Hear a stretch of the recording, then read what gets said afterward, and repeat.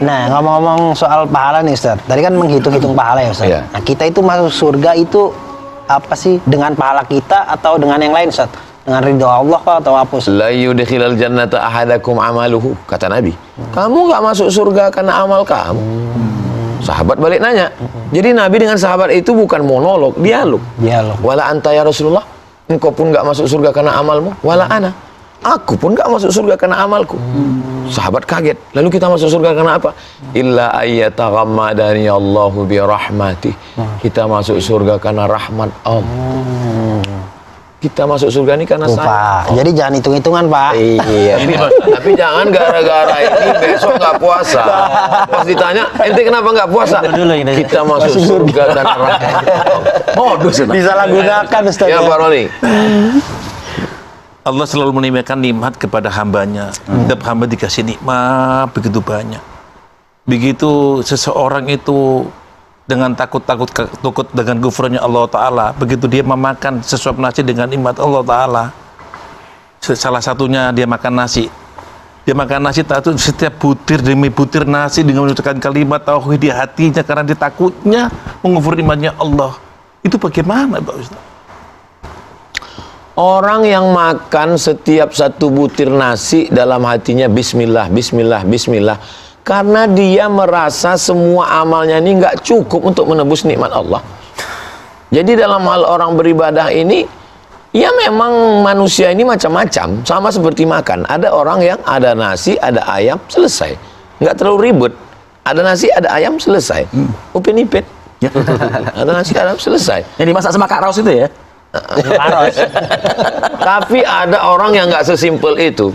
Dia mesti ada dessertnya, mesti ada buahnya. Beribadah juga begitu. Ada orang yang simpel, pas dikasih makan, Bismillah katanya. Cukup, Nabi yang mengajarkan. Samillah, Bismillah. Tapi ada orang yang lebih panjang. Allahumma barik lana fima razaqtana wa qina azabannar. Semoga makanan yang kita makan ini menjadi nilai amal soleh, menjadi ibadah. Semoga baik, nggak salah. Kenapa Nabi mengajarkan simple? Supaya nggak memberatkan umat ini.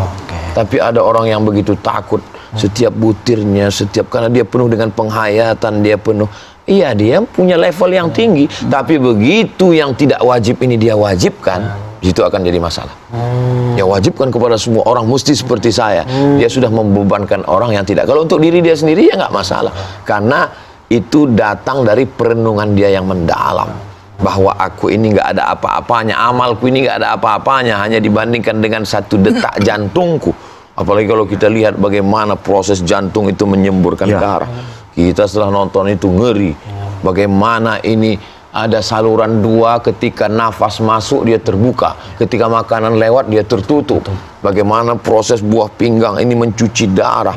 Lalu disitulah dia berkata tidak berdaya, tak apa-apa. Maka semakin kita tahu, semakin kita takut, semakin kita tunduk, semakin kita merasa bahwa kita ini tidak dapat menebus apapun nikmat Allah dengan ibadah kita. Ustadz, kan di bulan Ramadan ini kita di bulan Ramadan itu bulan berkah kan. Nah, di malamnya kita malah boros-boros, misalnya kayak teman ngajak bukber gitu kan, borosin uang gitu. Itu gimana? Makan itu kata Nabi ya 3 suap.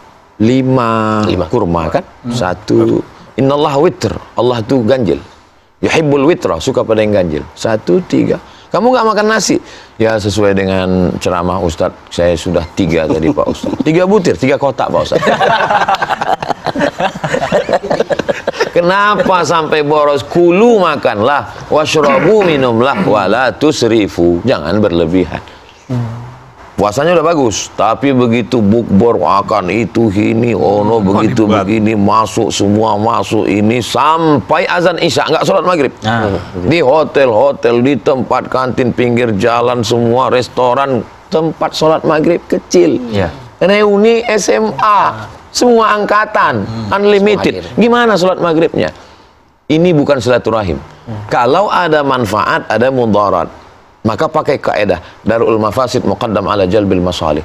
Menolak mudarat lebih diutamakan daripada mengambil manfaat. Kalau saya datang, manfaatnya apa? Silaturahim, cuma 1. Itu pun kadang makan nggak bisa, ngobrol pun nggak bisa.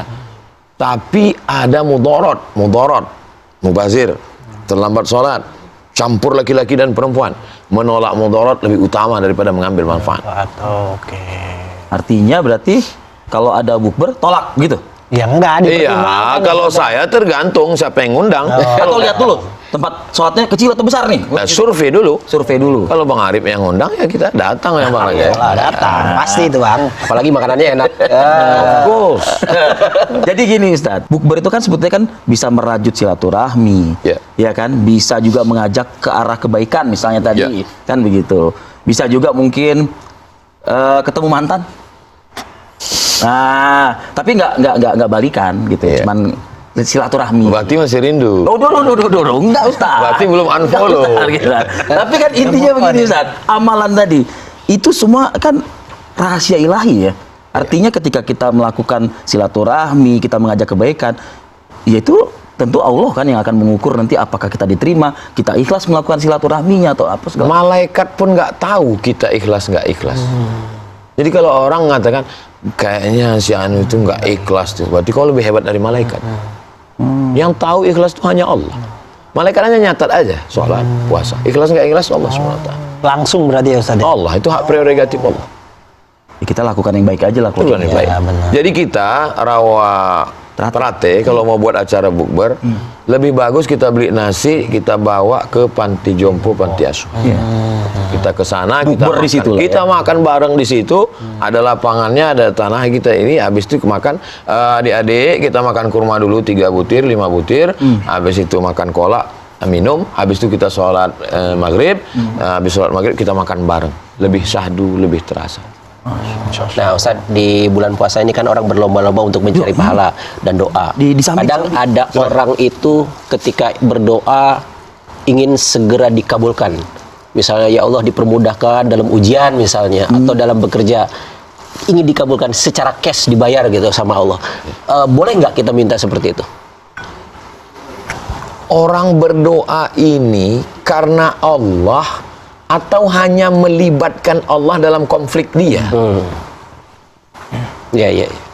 Dia berkonflik nih dengan perusahaan. Lalu dia libatkan Allah.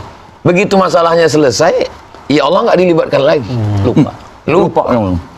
Jadi sebenarnya orang ini, ya sama Allah itu biasa-biasa aja. Dia menjadi luar biasa ketika ada masalah. Padahal kita menyembah Allah, yang kau sembah fis sarra pada saat lapang, dia juga yang kau sembah fid darra pada saat susah. Jadi semestinya kita bukan maksa Allah.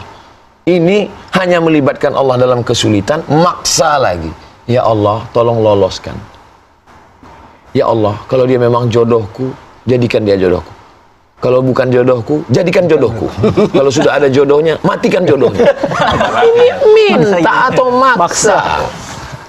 Jadi sadar, makanya kita ini abdun, hamba. Yang namanya hamba itu, ya minta. Kalau engkau berikan, ya Allah, aku terima. Tapi rencanamu jauh lebih indah, ya Allah. Tapi jangan sampai nggak berdoa sama sekali. Ya terserah engkau lah, ya Allah. Jangan juga. Karena Nabi mengajarkan kita berdoa. Iya, iya. Nabi itu berdoa pada malam perang Badar. Sampai tangannya naik ke atas.